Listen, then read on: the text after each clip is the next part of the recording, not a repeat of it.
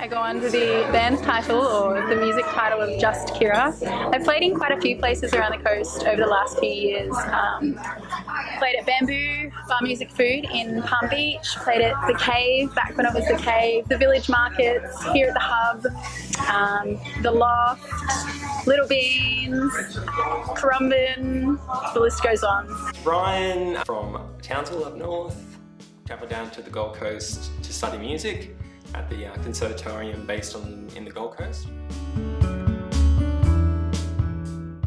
Most venues now seem to ask you to provide your own equipment, so that means having your own PA, your own mixer, as well as obviously your own instruments and mics and all that jazz. So aside from the equipment sort of thing, most places now ask you to have a demo or something formally recorded as well, as part of the selection process, I guess, to get you in there and playing.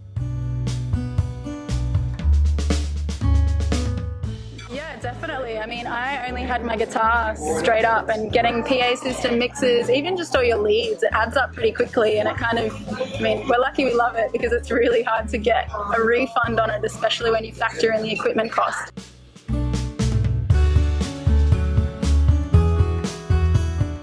You spend like 2 minutes in the room and then walk out, you'll immediately understand why lots of people want to play there. It's just got a very nice intimate feeling, and it's just not through traffic. It's just, you really want to go there just to see music. Back in the day when there was no poker machines and it was kind of like you went to the club for a night of entertainment more, it felt like a bit more like you'd go there and you'd expect there to be a band and something to happen, something kind of entertainment, whereas as soon as pokies came in and it kind of went more to like gaming clubs and gambling and stuff, I don't know.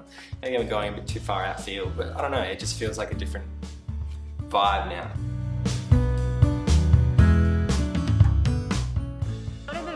On the coast that are supporting music are really about, you get very little recognition. I mean, the people don't notice when you finish or start a song, and most places don't really mind what you play as long as you keep playing.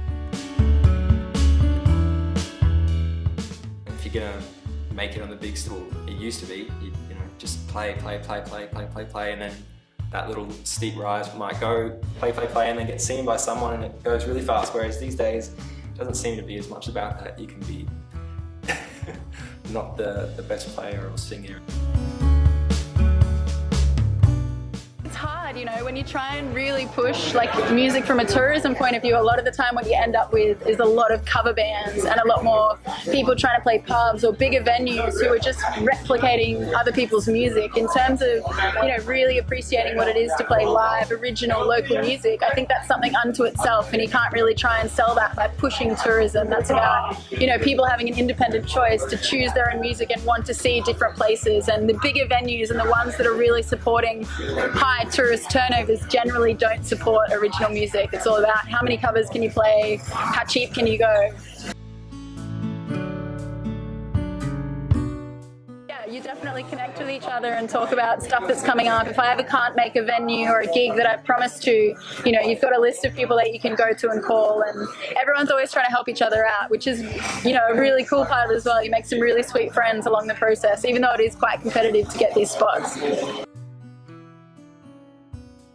I think it could definitely work. I mean, most people now just tend to rely on word of mouth and loosely connected Facebook ties, so anything more would be able to help, I'm sure.